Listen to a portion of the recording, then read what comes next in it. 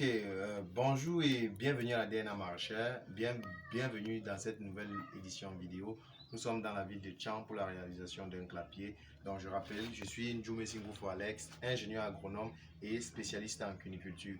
Pour tous vos besoins de clapiers modernes, achat de reproducteurs de qualité et formation en cuniculture, vous pouvez bien contacter le numéro qui se trouve à la description. Donc là, aujourd'hui, nous sommes venus pour l'installation d'un nouveau clapier, dans un bâtiment, dans un coin très infime. Donc il est à noter que si vous avez un petit coin, que ce soit derrière votre maison, que ce soit une salle que vous n'utilisez pas, le modèle DNA Maraîcher de clapier vous permet de pouvoir vous lancer en cuniculture sans problème. Vous n'avez pas besoin d'un grand bâtiment pour vous lancer en cuniculture. Donc dans la vidéo, je vous présente un peu les étapes de l'installation de ce clapier et je vais vous présenter aussi la description du fonctionnement, pourquoi est-ce que nous faisons telle ou telle chose. Donc, regardez jusqu'à la suite et faites un commentaire à la fin. C'est bon. Nous sommes à l'atelier d'Ena Marchais et là, on va aller installer ce clapier au niveau de Tchang. Donc aujourd'hui, la direction ne doit pas se déplacer parce que le propriétaire est toujours dans la ville de Tchang. Donc voilà le clapier préfabriqué et nous sommes bien à l'atelier avec ça c'est le reste du matériel, mais celui du clapier qu'on va installer est là, est disposé là. Nous allons aller l'installer. Donc vous allez rester connecté. On va transporter ça cette fois-ci sur une moto et aller sur le site puis démarrer l'installation. Donc on vous revient d'un moment à l'autre. Puis les équipements sont déjà en place, en route, et on va procéder au chargement. Oui, avec notre cheval des Troyes elle-même. Et bienvenue au site d'installation. Donc le matériel est disposé. Donc c'est un coin très effilé. Le modèle permet d'être inséré plus ou moins partout. Donc là, nous sommes à la maison, derrière la maison. Il y a juste ce petit coin qu'on va installer le clapier. Le matériel déjà disposé. Donc on va passer première étape de montage, c'est un peu ça. Ok, donc nous sommes déjà à 70% de réalisation. Présentement, nous allons passer à l'installation du système de recueillement automatique d'urine. Ici, là, il y a le matériel d'installation. Ici, il y a le clapier. Déjà, monsieur Dimitri, on dit quoi? Tu l'as observé, mais tu souris. Donc là, ça c'est le clapier. C'est un système de recueillement automatique d'urine. Donc voilà ça. Et on va passer. Donc le couloir est vraiment infime. Vous voyez, avec un espace vraiment réduit, nous pouvons faire de la cuniculture. C'est ça.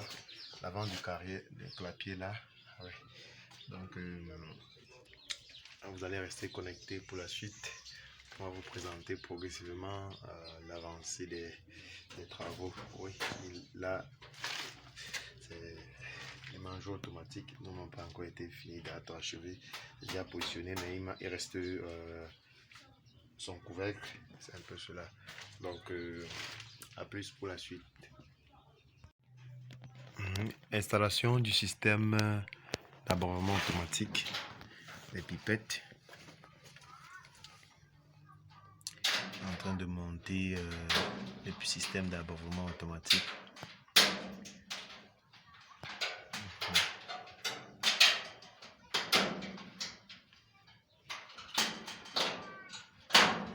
Voilà, c'est bon.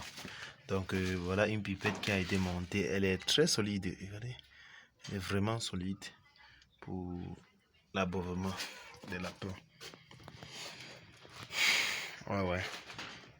Ouais, nous sommes bien à la DNA Maraîcher. Le casque avait plein de pipettes. Bon, de toutes les façons, ça va aller. Donc maintenant, si on va passer aux connexions, on va installer, on va connecter avec les tuyaux. Donc ici, là, c'est notre clapier qu'on vient de finir l'installation. Et aujourd'hui, le client a opté pour un clapier modèle mixte, c'est-à-dire une partie maternité, une autre partie engraissement. Oui, donc il voulait d'abord visualiser le modèle proprement dit en physique, puisqu'il y a le modèle vidéo. Il a voulu bien visualiser le modèle physique et après pour étendre. Donc nous sommes là derrière sa maison. On a placé le clapier, donc il a fait une commande de 4 clapiers, mais sur le premier. Si vous voyez tout le long là, on va installer les clapiers. Donc le modèle mixte, ici là nous avons un clapier, comme vous le savez bien, c'est la dernière génération que nous avons mis sur le marché, car il est à noter que nous faisons ces installations déjà depuis 11 ans. Et c'est ce modèle qui a été retenu après de nombreuses années de tests. Donc le modèle est constitué du système d'abreuvement automatique, système de mangeoire automatique et avec le système automatique de recueillement d'urine et de crottes. Donc, parce que vous savez, les urines de lapin et les crottes sont vraiment bénéfiques pour d'autres types d'élevage. Donc, pour vous faire voir, on va commencer par vous faire voir le système d'abreuvement automatique. Oui, ça sont les connexions arrière. Le système d'abreuvement automatique, le modèle que nous avons mis sur pied, et le système est connecté à l'arrière. Pourquoi? Parce que lorsque c'est connecté en avant, chaque fois qu'on a en train d'ouvrir pour les alimentations, pour les manipulations des sujets, on risque d'affecter le système. C'est la raison pour laquelle nous avons opté pour que ce système soit à l'arrière. Donc c'est d'abord pour ça. Et voilà ça. Et il y a plusieurs types de pipettes. Et il y a plusieurs types de pipettes. Même ce modèle a 2 ressorts. C'est l'un des plus résistants. Mais il est à noter aussi que sur le marché, il y en a plusieurs gammes. Il y en a plusieurs gammes. Oui. Et donc, si on va partir à l'avant du clapier, je vais vous faire une petite présentation. Donc, bon, laisse-moi, je mets d'abord la face ici, comme ça. D'accord, donc nous sommes à l'avant du clapier. Ici, vous voyez là, bon, je vais essayer de vous voici, je vais le faire pousser. Non, ça va. Donc, voici l'avant du clapier avec, ça c'est le système de recueillement automatique d'urine et crotte. Oui, et ici, ça s'ouvre là. On tombe directement sur des loges. Ici, là, nous sommes sur des loges engraissement. Si vous voyez, c'est très spacieux là pour le lapin. Ouais, on appelle ça les lapins VIP. Ils sont avec un système d'abreuvement automatique, un système de mangeoire automatique. Donc, le système de mangeoire automatique fonctionne comment? Un peu. Donc, ici, à l'extérieur, on met l'aliment. On introduit l'aliment ici et ça coulisse le long de la mangeoire selon une pente bien définie et l'animal consomme à ce niveau, à l'intérieur. L'animal consomme ici à l'intérieur. Donc ça fait que lorsqu'on a introduit un sujet ici, on peut l'élever sans toutefois ouvrir la loge. Et comme ça permet de limiter le risque de maladie. Ça permet de limiter le risque de maladie parce qu'on n'est pas en contact direct avec le sujet. On n'est pas en contact direct avec le sujet. Pour son eau, on va charger le réservoir. Oui. Bon, attends, je vais aller prendre le réservoir. Attends, je prends le réservoir.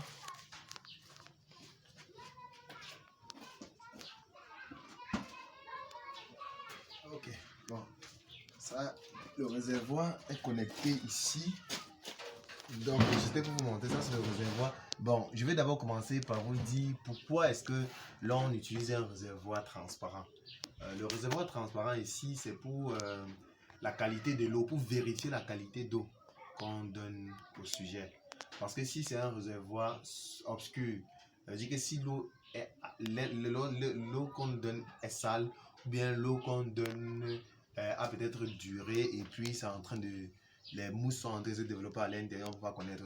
Or, avec un seau transparent, ça nous permet de vérifier constamment la qualité d'eau qu'on donne à nos sujets. Donc, c'est un peu cela. Donc, lorsqu'on charge le réservoir, je reviens où on était là, on disait que quand un lapin entre ici en engraissement, il peut sortir juste le jour où on veut le commercialiser. Pourquoi? Parce qu'on charge l'eau ici, on donne l'aliment là-bas et on nettoie le clapier ici. Donc, vous voyez qu'on n'a pas besoin chaque fois de toucher le sujet. Ça fait donc, ça limite considérablement les maladies. Donc, et aussi, notre système de recueillement automatique d'urine et crotte comment?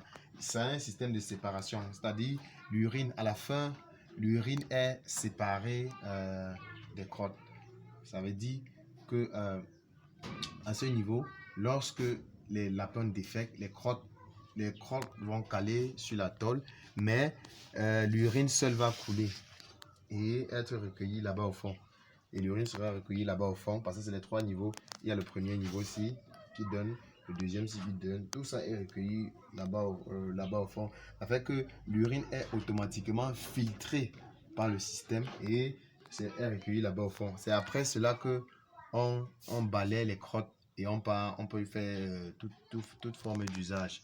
Oui, donc c'est un peu cela. Bon, je tenais aussi à dire, le système, le clapier est fait pour être indépendant. Donc, chaque niveau est indépendant.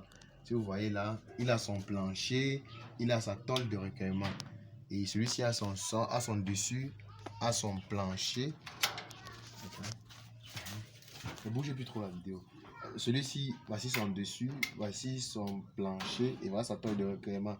Donc, dans certains modèles, généralement observés, plusieurs modèles de clapiers généralement construits, le système, la tôle-ci est utilisée comme dessus de l'autre aussi.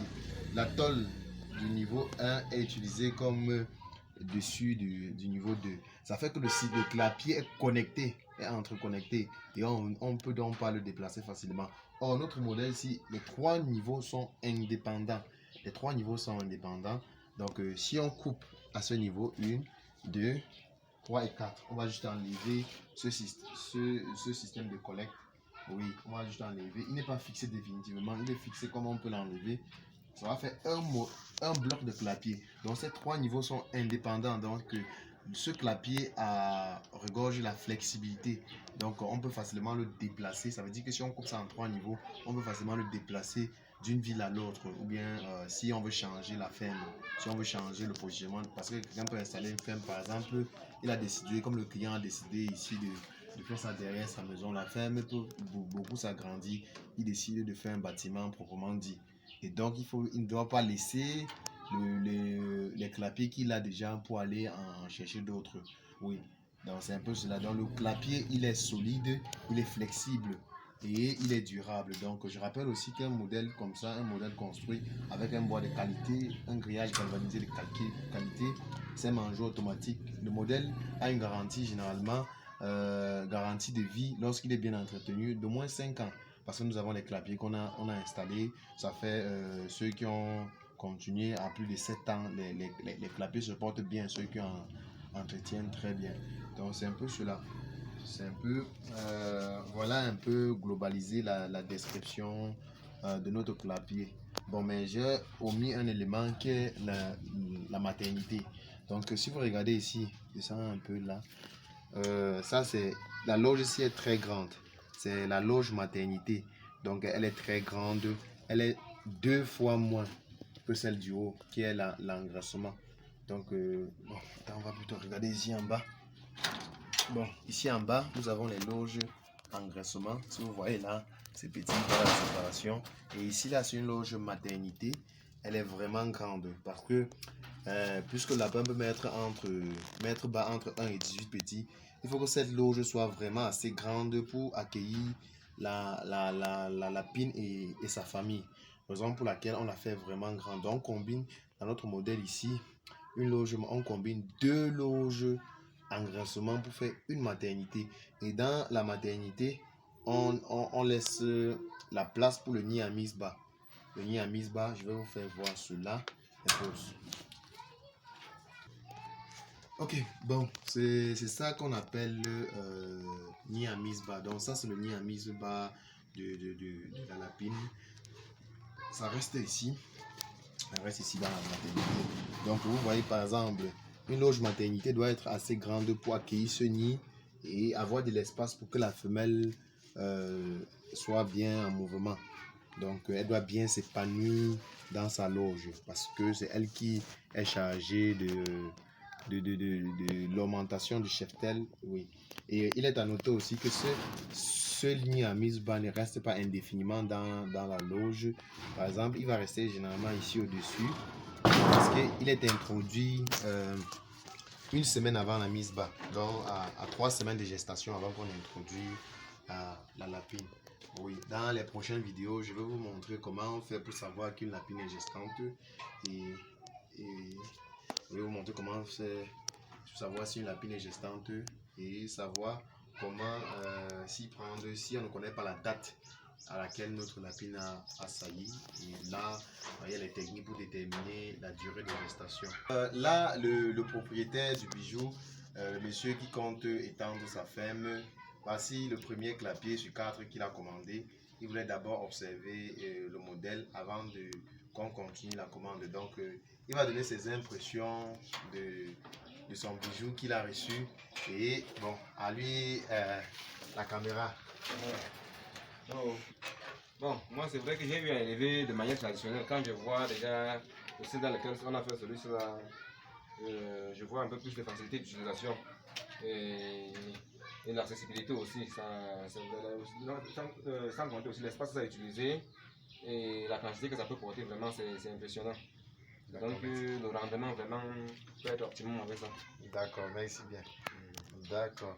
Et si vous, donc, ce qu'on demande généralement à chaque utilisateur du modèle, parce que ça fait 11 ans qu'on installe ça, à chaque fois qu'un utilisateur il travaille avec le bijou, il note peut-être s'il y a des corrections qu'il compte apporter, il donne, et puis les prochains modèles, on essaye de faire, d'améliorer exactement, parce que on compte toujours, on est pour ceux qui croiront qu'aucune œuvre humaine n'est parfaite. Donc, à chaque défaut, on vous prie de signaler. Comme, même sur les autres, directement en complétant la commande, on peut directement gérer ça. Okay. D'accord. Okay. Donc, merci bien. Et on va dire, on va revenir, parce que ici, nous allons suivre la ferme. On va revenir quand les sujets vont grandir. On va installer les sujets et on va vous montrer le suivi constamment. Et quand les sujets seront prêts, même sur la même chaîne, vous pouvez voir la vidéo et venir acheter vos sujets, choisir vos sujets directement. Donc je vais dire c'était tout pour cette vidéo. Mais il y a des personnes qui posent des questions. Très souvent, on me demande, Monsieur DNA, comment vous arrivez à gérer les productions végétales, comment vous arrivez à gérer la cuniculture, le génie rural, l'installation des systèmes d'irrigation. Donc, à toutes ces personnes, généralement, je les réponds, c'est juste une question d'organisation et de professionnalisme. Donc, ciao, restez connectés.